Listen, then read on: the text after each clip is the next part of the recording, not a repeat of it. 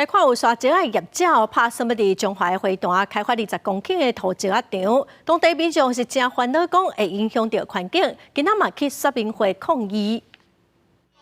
水源10月的中华花坛居民伫咧说明会外口抗议，因为有沙石仔业者要伫咧中华花坛八卦山一大自然山谷规划设一个放沙石仔的所在。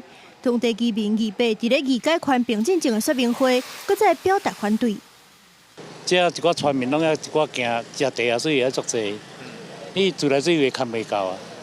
啊，倒位一寡村民的民生用品的水就拢无法度食。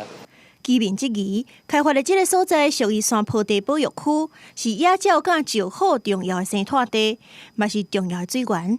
即阵说是要设一个范围20公顷，会当囤298万立方公尺，一年运转量30万立方公尺的堆置场，对环境甲山坡地来讲，拢是严重的冲击。而且这沙石多数拢是对外县市来的，对当地无公平。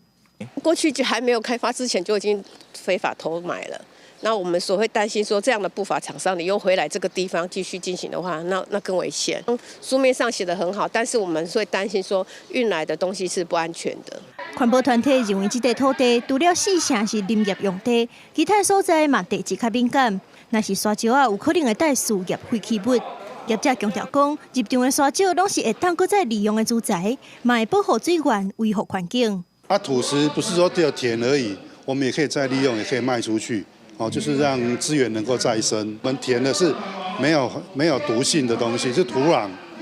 不是只有自然环境跟生态环境嘛，它还有社会环境啊。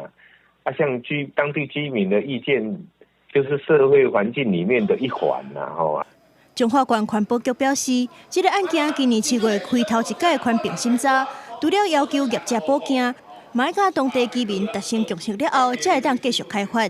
县府嘛依法审议，降低对环境的影响。记者综合报道。